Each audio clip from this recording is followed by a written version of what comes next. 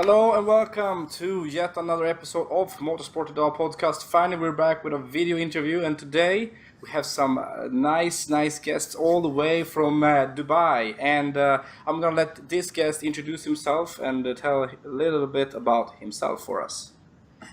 Thanks, Doini.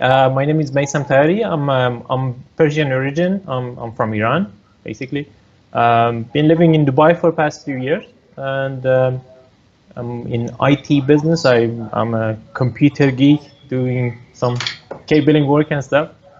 And I like to drive things as well.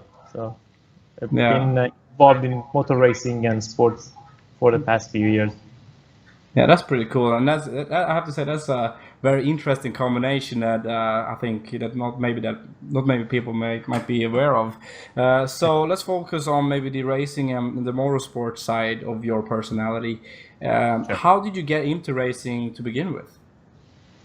Well, I've been I grew up in a family of all technical people, like all of my uncles, all my cousins, everybody was a mechanic aware. They've been like driving things. We were fixing our cars at home. I mean, something was busted. We open it up and at home in the house, rebuild the whole thing, the gearbox, the engine, everything was being fixed in the house. So I grew up in such a technical family, and I had the love of the sport ever since. When I moved in Dubai, I had more opportunity to, test things. There was a racing school in Dubai Autodrome, which right now I'm an instructor back in the same place, same experiences. So I started with those, but couldn't afford much of a racing those days. When I did a lot of volunteer marshalling for the races, 24 hours in Dubai. That was like my dream. I've been marshalling all of it as for free, to be honest, but I was enjoying it. So yeah, I said that I would do this race someday, and I started from karting year by year, did endurance racing with the karting, and got better and better, I think, and eventually ended up racing in the 24 hours of Dubai, and barely almost won the race too. So it was a very long waited career, but it was good. Yeah, and we're very happy that it seems that it's been working out for you. And I am gonna tell you this because we're gonna get into more of your specific discipline in a minute. But what I like now, when you look at, especially what happens on the world sort of motorsport scene, is that it's so we have more Middle Eastern guys, we have more people with sort of Afro-American heritage. We have some with Asian heritage. They are now finally sort of breaking through in that same level as maybe Germans, as Brits and other sort of Scandinavians. Yeah, Ericsson and Magnussen, etc. We have Alan Day, we have Bubba Wallace in NASCAR, etc. So it's good to see what's happening, to the global motorsport scene. So can you sort of explain to our listeners the specific racing discipline you're doing at this very moment? Well, at this very moment, right now, I'm preparing for the next races in the European NASCAR series, Nascar Whelen Euro Series, which next leg of it is round 5 and 6, happening in Venray in Holland. It's an oval track. It's my first time in oval track. It's going to be a challenge for me, and from what I've heard, the race is going to be mostly a survival mission rather than an actual race. So it's going to be a good fun. Right now, I have a shifter KZ kart, and I do in the Dubai heat. I practice maybe like 4 or 5 hours every time I go to the track, and it's a tough practice, but it's good. It's getting physically ready, mentally getting ready. I've got a racing simulator, professional racing simulator, which I programmed myself, and I practiced with it ever since. I've been doing for the GT cars, for Porsches. Every track I go, I've been testing with it. Yeah, Right. so that's what I do for the time being. Yeah, and I think as we've been mentioning, it's so nice to finally get hold of somebody who races in that series because as you might know, for the people that really follows racing and specific then NASCAR, that knows that different types of NASCAR. You got the late models, you got the trucks, you got the Xfinity, you got the Cup cars, you got the ARCA series, you got the Pinty series. All those cars are very different. But how does they? You don't have to go down to the itty-gritty details because we don't have that much time. I wouldn't even know all of the itty-gritty details. Exactly, same here. Neither do I. But what I want to sort of get to the point is, we saw in Race of Champions we have the Busch brothers, which of course racing in the Cup series. And my point is that in the Race of Champions they are using the Euro NASCAR cars. Could you sort of in any way sort of on the top, don't have to scratch the bottom, kind of sort of explain the differences that you would say, between the Euro car against maybe the truck or the Xfinity or the Cup car? What would you say could be some differences? Well, the technology is, I would say maybe the Europe cars is a technology. Actually, what I've heard from Bobby Liboni, who's been racing ever since he's been champion in US.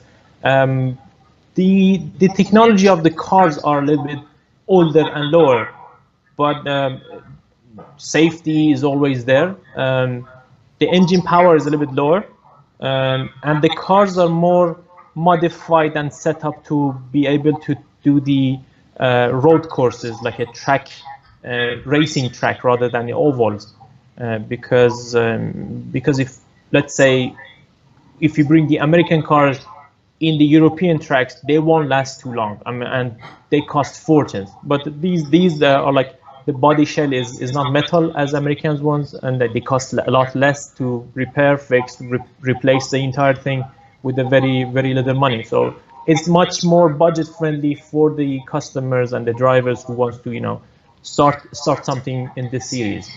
I found it very, very interesting, to be honest. I mean, with the budget they offer, with the quality of the service they deliver, and the exposure and the media and everything. It's a really good series. I mean, comparison with the Americans, and as we see, we had Alain Day. He started from this series and he ended up in the Cup series, and he raced really well as well. Yeah, and exactly, and I have to say that's an A+ for that answer. That is spot on. That's good. Yeah. So you should be happy with that. I'm very impressed. But it's cool because that car is very, very different. If we sort of talk through the aesthetics of the car, you got a Mustang and you have, let's see now, you got a Mustang. Don't you even have a Toyota in the Urus car? I've seen some Toyotas. We do. It's not very recent you have gotten the Toyota.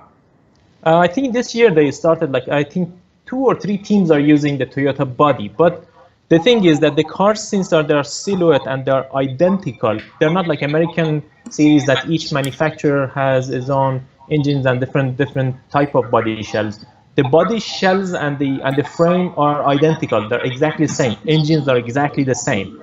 Only the exterior or the fiberglass bit is different. Just the sticker is different, to be honest. Mm-hmm. Maybe a little bit of aerodynamic is different than the paint job, but the cars are exactly the same. They're is basically a Cup car, similar thing. I mean, I drove one. I don't know. I drove a Ford Mustang in Valencia, and I drove the Chevy. The current car I'm driving, Chevy, was in Brands Hatch. I didn't feel any different at all whatsoever. They're exactly the same thing. So, for the people that are listening now, to summarize it, it's basically just a shell of the car. The body shell is like a silhouette. These cars are called silhouettes. The main frame is a metal pipe frame, which is homologated with the FIA for the safety. There's a carbon crash box in front of it, which is a triangle carbon made of carbon fiber with what they call this honeycomb style design, which if you hit the wall, it will impact, it will absorb the impact, and it will not, hit the driver. Since I learned that firsthand. I crashed in Valencia with about, I don't know, 230, 220 kilometers an hour straight into the wall, but I didn't feel much. It was a very, very safe car. Yeah, it was a hard experience, learned the hard way, but it was, at least, I know I just walked out of it without a scratch, nothing happened. thank God, but the car was destroyed.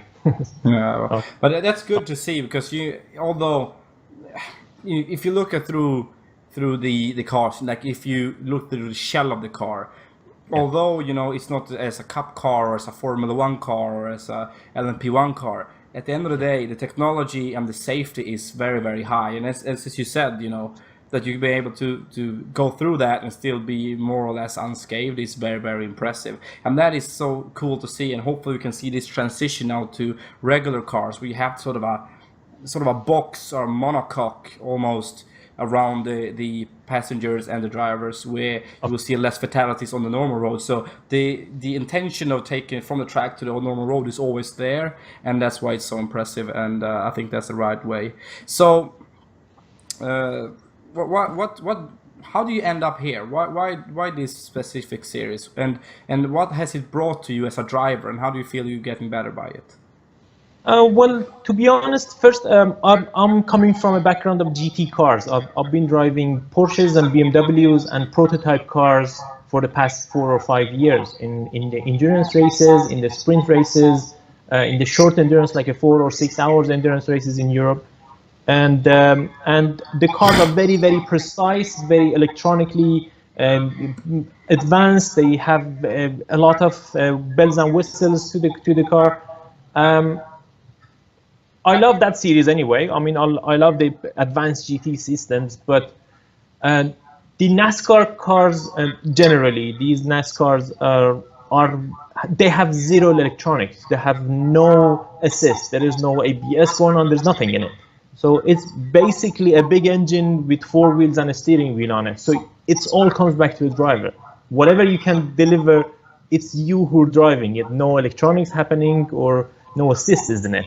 So which is a big challenge. It's not a simple thing to pull off, but when you master it, you know that you can drive anything. No, but I also think when it comes to these types of cars, if you can master also this specific NASCAR car, you're usually pretty good at racing other cars, because usually these cars are very very badass and very sort of low tech. Requires not sort of in a disrespectful way, but in a way where it gives you sort of more, as you say, the power to the driver, rather than you have an F1 car. So if you're in a Sauber, you can't win, whereas in a Ferrari you can win. This Exactly. is motor cars are more the same, and it's, either you are all on day or you're not all on day, or you're like that very very good, and not trying to disrespect, but it's more down to the driver I and the understand. driver talent, and that's what Yeah. I really like. So if you go into a Porsche, learning the slide, the oversteer, what the minimum speed is, how to approach a corner, you usually can take that with you and be pretty quick in all the types of these type of cars, if I'm not Absolutely. mistaken. Well, it's like it goes back to the go-karting days. That's why I practice with my go-kart, because there is no electronics, and it's you have to be sharp between your ears. You have to be able to quickly respond to whatever it throws at you, and they're not really the easiest cars to drive around the track, especially not around the road course tracks. I mean, I think in American NASCAR, the toughest race for them is also the like 1 or 2 road course races they have. Otherwise, the ovals are much easier for them, because they don't have to shift up the weight shifted around the corners. But in European cities, we have all of them are road courses except one round, which is fine. I mean, to be honest, the low tech is not a disadvantage, but an advantage for the driver's side. They're not easy to drive. Fine, throw it at me. I'll try to manage it. I'll learn more. I'll get better at it. Then I can drive anything. I can drive whatever you drive me. I can do better than other drivers probably. Yeah, I mean, exactly. I don't disagree, and that's why I like it, because have been in contact with that, because that series and that organization, because it looks very cool, and it's also good to see, like here in Sweden we have something called V8 Thunder cars, which is basically it's basically like the Trans Am series over in Correct. America, but our version. So what is cool is I see that first of all, for the fans, it's very open. The environment is very open and friendly, and you're welcome. And secondly, the ties between all these series, it doesn't matter if you race in Denmark or in Sweden, you can still have connections and be able to go over to America and race the Trans Am series if you do well in our national series. Whereas it doesn't really matter if you race in the Formula Renault series in Sweden and the Formula Renault series in Germany. Doesn't mean that you're going to be able to race in F3 or in GP3 or GP2, now Formula 2. So that's what I try to sort of explain for the people listening, is that the ties and the connections are much tighter, and which I really sort of admire, which is very, very cool, especially for a rookie like me. So well, you start driving yourself, buddy. It's probably time for you too. Yeah, man, I would love to have the opportunity to race a Whelen car. I always wanted to try to do the NASCAR experience over in it was in the UK, I think. I would really like to sort of just get the feel of the car, man. They've got something this year new. It's actually addition this season. They have added something called let me tell you what it was called. It's called Elite Club. It is an Elite 1 group, Elite 2 group, and there's an Elite Club, which is like the RCN in Germany, that you don't race against somebody else. You score lap times, and you have to be within that average lap time. You can go faster than that, you can go slower than that. If you within that 5-second lap time, you get to win. And his experience is perfect. It's for like even the newbies can come and drive it. Doesn't really cost much, and you can do the whole weekend with it. It's really nice. I mean, you drive the exact same cars as we are driving, and the organizers, okay, you drive that one, and they be like 5 or 6 or 10 drivers. They drive like Alon Day's car was being driven with a newbie, which was fine. Two of them were like 1, 2, 3. They were happy with it. It's a good addition to it. So if somebody wants to start with and just test the water and see how it feels like, yeah, you can do that too. Yeah, that's pretty cool. I like that. So, but all right, I'm gonna move on now and sort of get to the itty gritty here, because this is gonna be interesting. All right. So, what is your main goal with this? Is your goal to sort of go over to America and race there, like all on day, or what is your personal goal? Well, absolutely. NASCAR in US is it's a big goal, to be honest. From a person like me, that coming from a non-budgeted background, because I don't have sponsors as of yet. All these years I've been racing, I've been working hard in IT. I do computers, I fix computers and IT service and support, and I managed to afford races. It's not an easy thing to pull off.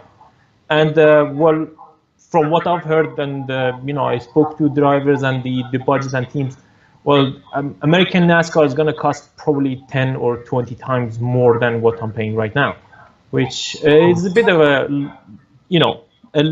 a long shot, but it's not impossible. I can work harder. I can make communication, find different teams, but that's a plan. My main goal, to be honest, is to perhaps either the American NASCAR or Indy Light, if I can do, which is one of my loves, because I like open wheel cars and prototype cars and high downforce cars, and Indy Light is a way to go, to be honest. I mean, is a one tough series that has feature as well in it. So that's an idea.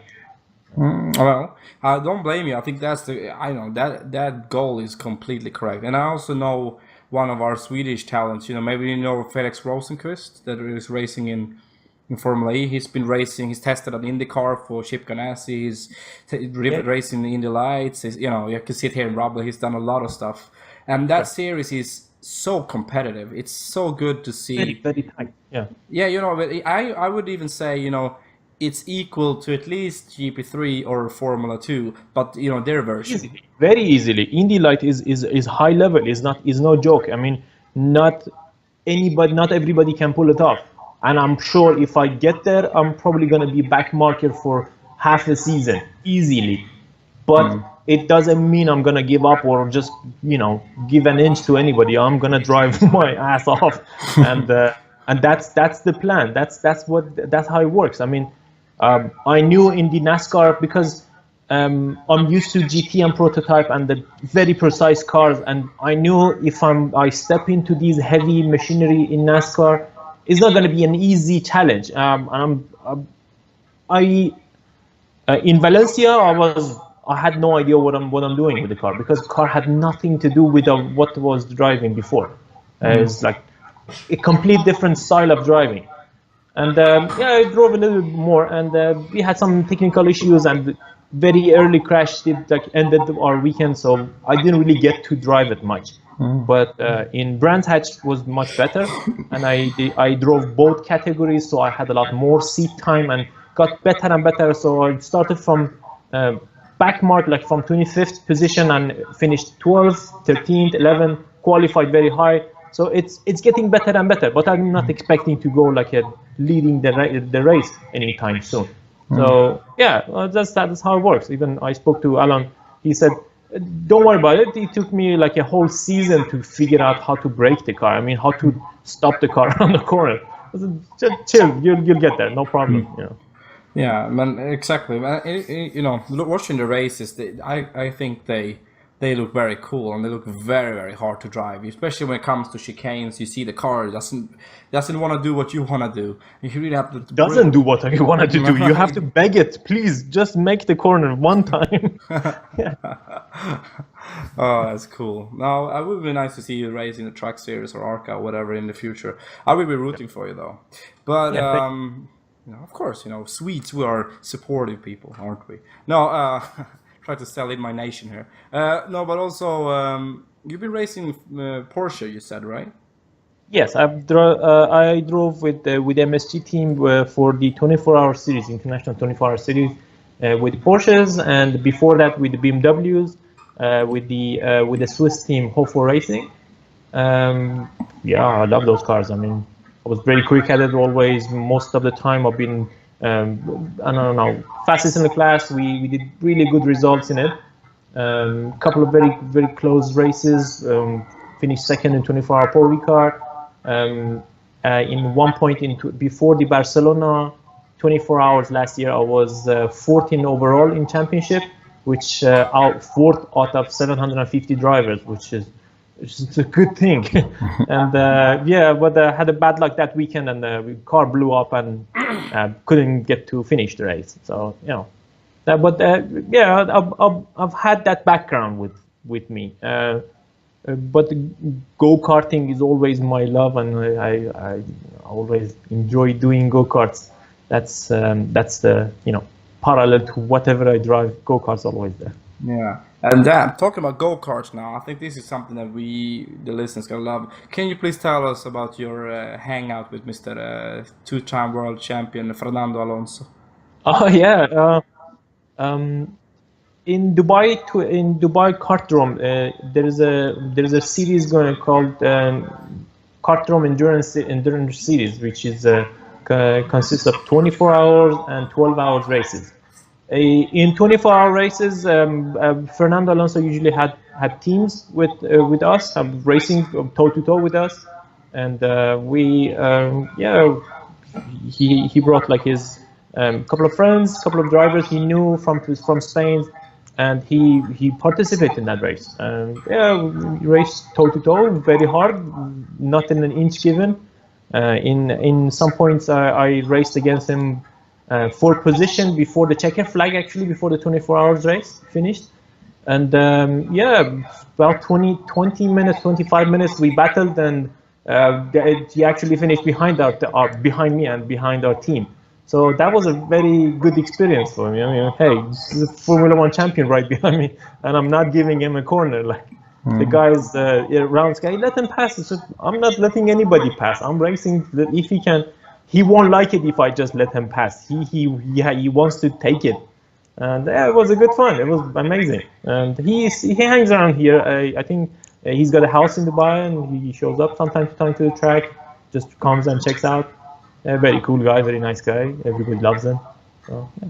Yeah, he looks very well. I don't know how relaxed he is now with McLaren Honda being where they are, but as a person, as a private person, I guess he seems very nice.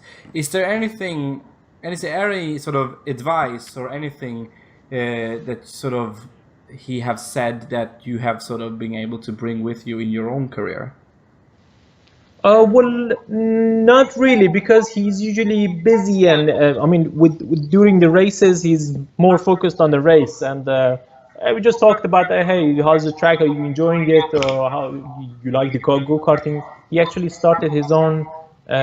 He has his own track in Spain, Fernando Alonso, and he's got his own line of go-kart chassis now, and he's training kids in Spanish kids in there, which is a really good idea. And that's, to be honest, what I would like to do in my own country, because I always said it's your duty, it's a person's duty to pass on the knowledge and the experience that you gain during your races, during your career, your life. I don't know, if it's an art, if it's anything you have that you can pass it on, you have to pass it on. It's your duty. And I would love to have similar thing back in my country, have an academy. I started an academy in Dubai for Iranians that they come here, they do training, and I teach them on a simulator, and I take them to the racetracks, take them with the different cars, and I would love to expand it back in my own country, which I really admire what Fernando is doing. He's in Spain, and it's really amazing, to be honest. Yeah, I mean, exactly, and that's what's so nice, watching all these different personalities. Even here in little Sweden, when we have Marcus Ericsson, and all of a sudden you see a huge rise of talented race car drivers from this little country with just over 10 million people. You got Rosenqvist, you got Ericsson, you got Joel Ericsson, Jimmy Ericsson. You got Gustav Malja testing a Sauber Formula One car. From there goes on. And it's the same thing with Kevin Magnussen in Denmark. And why I'm bringing these countries up, because in relation to Great Britain or America, these countries are small. It's very small size, but still we are being able. Especially in the motorsport world, they get smaller, because country like Germany, who's Germany or UK, which is like home of motorsport, they have so many drivers, the kids start from, I don't know, 3 years old or 4 years old, and they build up their career up there. But in a place like Iran, or we heard from Alan, he said in Israel it was banned, it was illegal, motorsport was illegal till, I don't know, 4 years ago, 5 years ago. So this is different. I mean, you come and you try to open this world to people around you. And in Iran, the motorsport has been there for a long time, but is not really is not really that advanced, is not really FIA homologated things. It's more on club races and local races, which is it's good. It's a good opportunity to try to improve it and advance it and get it better and better. Yeah. And also, I touched on this before, but if we're gonna come back to NASCAR a little bit again, it's so nice to see, when they have this Drivers for Diversity program that they have. We got Daniel Suarez, we got Bubba Wallace, we got Kyle Larson, Alan Day being in NASCAR, and it's nice to see, because let's face it though, it has been a very southern sport. It hasn't always been very open to people with different sexualities, with with the Confederate flag, a little bit of that thing. And let's face it, I'm not sort of branding NASCAR as having issues with nationalities, but I am saying that from what it was in the beginning to what it is now, is way more international focused and diversity focused. And for me, it's nice to see, because Formula One has always been like that. You got Perez, you got Hamilton being the only black world champion, you got Vettel, you got Ericsson, you got I can sit here and rumble on forever. And it's good to see that NASCAR is making the step. You don't only have Kurt Busch or Kyle Busch or Jimmy Johnson. You have all these other personalities as well, and that's nice to see that NASCAR making that move and that step. And in a few years, hopefully you're gonna be there as well. At least I hope so. Well, I spoke to a couple of guys. Joe Baelish was from NASCAR family, and a couple of guys they were there. They loved it. They loved the idea of, hey, there's a Iranian guy. Oh, where did he come from? Okay, nice. They come speak to me. There's it's very good to have you here. They were loving the idea, and they were enjoying the fact that, okay, it's the first person from Iran in the NASCAR history that is driving. Yeah, it's a European NASCAR, but it's still part of the same group, and it's like, there's interest towards it, and they try to make it more international and not just American or I don't know, in European, just French or these things. They try to expand it in nationalities. And even I spoke to a couple of my friends who we raced always with the Cup Series in Dubai. There's a local Emirati drivers who are interested. They want to they want to join it, because they will become the first Emirati driver, first Qatari driver who joins the NASCAR, and that's good for them, and they would get the exposure they would like. They probably get the funding they would like, and they enjoy the races. Yeah, and it's a very, very interesting style of racing, and something that we can't forget. So if we should talk about your car, not only sort of the body of the car, the shell of the car, but a little bit more about the engine, a little bit more the tires, specifications, how does a race weekend look? So can you sort of break these ones to small bits, not huge bits, but small bits about maybe the engine, how many cylinders, a little bit sort of the nerdy stuff like me. Yeah. I'm not really good at the mechanic.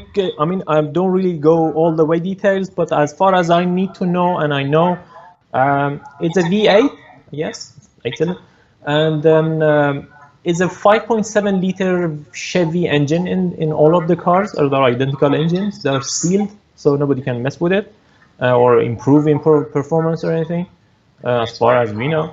And yeah, the body shell, it's I think the minimum weight is 1,250 kilos, which is very heavy for a race car. 1.2 times is like a, I don't know, truck, or the lorry truck you're driving around. It's not what I'm used to drive around. So yeah, it's a heavy car, but they've got very big slick tires. Grip is nice, it's not bad, but getting the grip on all four wheels is very tricky, depending on the weather, on the conditions, on the temperature, and the track setup. It's a very tricky to set up the car, which some teams figure it out and they can go a lot faster than others, and some people who are newbies, they're still struggling to figure out the setup, which is fine. I mean, that's part of the game. The aerodynamics is non-existent. There's not such thing in these cars. There's a whole lot of nothing underneath it. Just the air goes all over the place.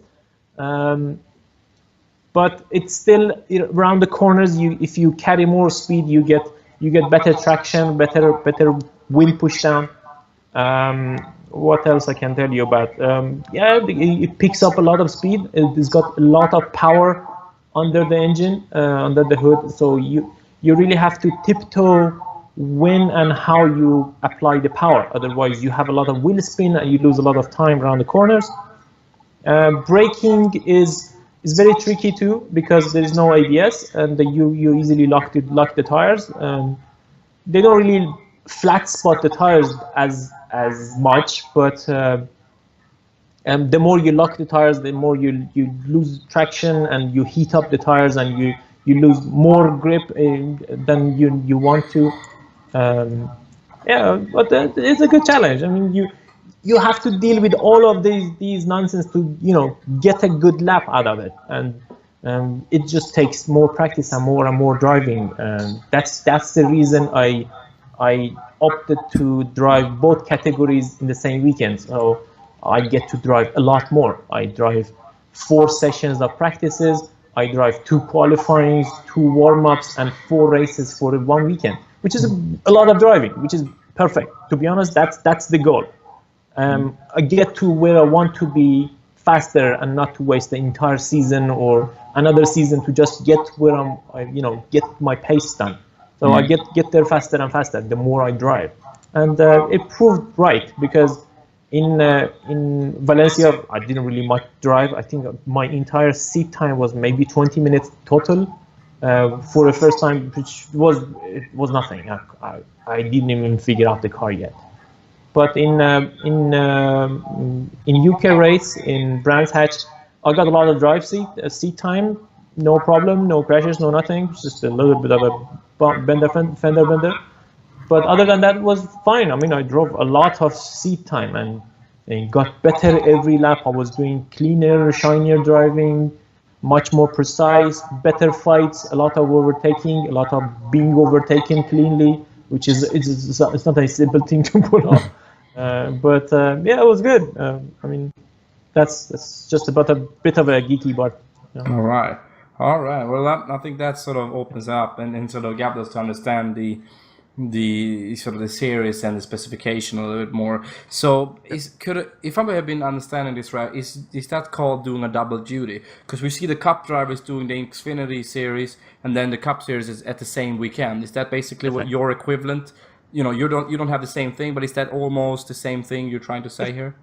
It's basically the same thing, because I think like me and 3 other drivers are doing double duty in the series, but other cars, other teams, they do 2 drivers. Like Elite 1 is like more experienced drivers that have been driving before, and Elite 2 is less experienced than the newbies and the rookies and everything. So yeah, I get to drive. I chose to drive both categories, Elite 1 and Elite 2, which I get to fight with get to race against the pros, which drivers who are driving like for 5 or 6 years already in the series. They're very experienced. They really know the car upside down.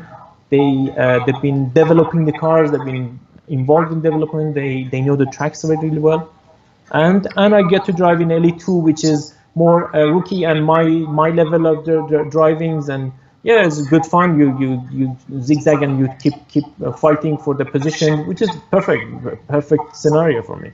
All right. Well, it sounds really good, and that sort of has to help you sort of advance very, very, very much and get way better. So I think we should sort of do a little bit of opinion here.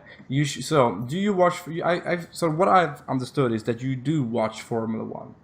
And let's sort of, now we have seen now that FIA has come out with a verdict on the situation in Azerbaijan.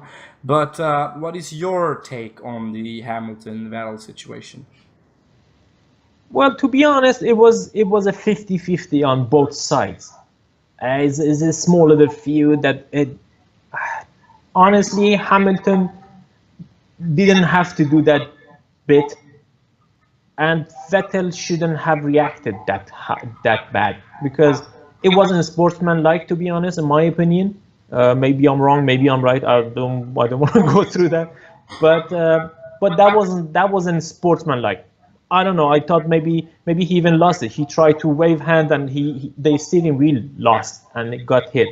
It was maybe a 50% intentional, 50% accident. But going through all that and giving, fighting for, since they are fighting for championship, and it's like a lot of things on the stakes. I don't blame FIA to launch the investigation to clear out the air and just shut everybody up. Hey, be quiet. We're doing our job. So that's how it's gonna be. And they're not trying to send the wrong message to drivers. Hey, you can do whatever you want in a track. You have to have the discipline. No matter who you are, no matter how many championships you won, you have to have the discipline. You have to behave, to be honest. Yeah, exactly. And I think at the end of the day, as a Formula One lover, I think it's good that we have a little bit of NASCAR in Formula One. Let's face it, though. Yeah. Sometimes these drivers. No offense to Lewis Hamilton or Vettel or all these guys. But they become a little bit like they win a race, they're on the podium, they saying the same thing. Thank you to the team. It's been a great week. It was it's the same. Gets a little boring. It's like when you put on Bee Gees and you listen to Stay Alive for so many times, it goes in repeat, Stay Alive, and you sort of eventually you've heard it so many times that you're like ugh.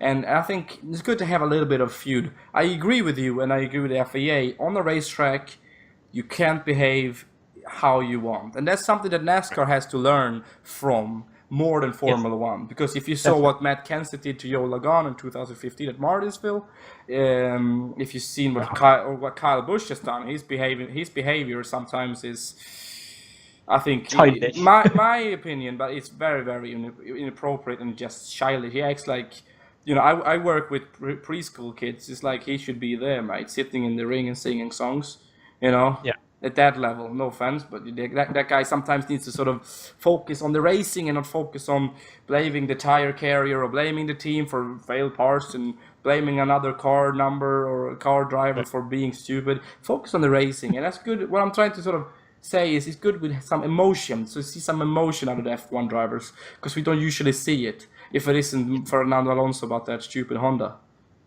Yeah, well, the poor guy, he can't take more. I mean, he's had it. I mean, he couldn't even get out of that Honda problem even in US with the IndyCar. I mean, that poor guy can't catch a break. But he is a sportsman. He knows how to deal with these things. He's been through this for many years, and he knows it. He's done it for many years. Yeah. Well, I mean, the a bit of a chemistry, a bit of a, I don't know, Mansell Senna kind of chemistry in the race in any competition is useful. But as long as it's under control and as long as is a sportsmanlike and not gone overboard, and I've seen some of these NASCARs too. They go way overboard. They throw helmet out and they go both feet under each other's windshield. That's off the charts. Yeah. I mean, that's part of the culture, probably in part of NASCAR culture. But I don't see the reason for it. Maybe in these races in these recent years, they have been, they behave a lot better. They crash into each other. Hey, they apologize to each other. Hey, sorry guys, it was intentional. It happens. It's a race. It's a very close race, so it happens. No problem. Exactly. As long as Yeah. And exactly. When you say about that, they apologize. I specifically got the memory of Joe Logano and Carl Edwards at the Homestead last year. That's sort of one of the, when he goes up to the pit box and apologizes and wishes Joe Logano a good race. And that's sort of when you sort of are very sportsmanlike. And Right. I have always liked Carl Edwards, not only because he just seems like an overall friendly guy, but he also is a very, very, very good race car driver. So and I started watching NASCAR very late, but because people say you only go around in a circle, and you do. Let's face it, you do. But you need to sort of look through more than the oval. You have to look through the strategies, and now especially I love the stage racing. I think stage racing has brought so much to NASCAR. Yes. Especially if you're new, if you're European, definitely you gotta, it's like this, going around in a hamster wheel. But with stage racing, they are more aggressive. They are way more aggressive, and they're more to sort of race for, and I like that. It's not an easy thing, honestly. Driving around with that speed around the ball is not an easy thing, to be honest. I mean, honestly, for the Venray race, I'm terrified. I don't know what I'm supposed to do. I've never been in an oval track before, and with that speed, let's say in the other side of the track somebody spins, you'll end up into it. I mean, there's nothing much you can do with to control the car. You're just a passenger most of the time, and it's a tough thing to pull off, and you be able to control the car in that speed around the corners. There are big corners, but you drive, I don't know, 100 or something laps in a very short period of time.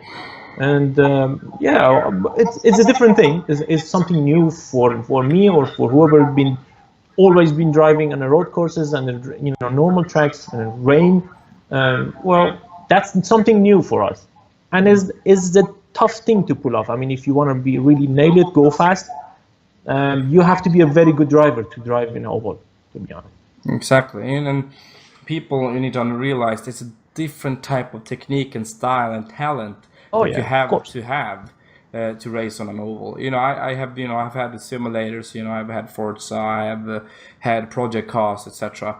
And with the simulator and with the steering wheel and with setups, you can go down to the itty gritty details of a race car. We did some laps in a R8, I think, around somewhere in Scotland. And the talent you have to have and the focus you have to have.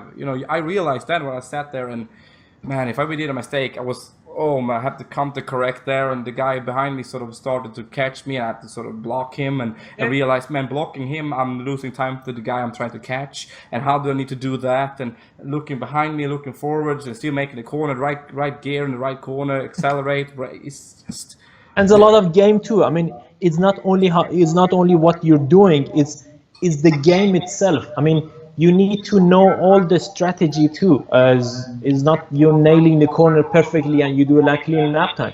It's a lot of game. I mean, you pick like the air bubble that you have to be within to catch up with the next guy. I mean, you go two drivers back to back, they go faster than a driver on his own.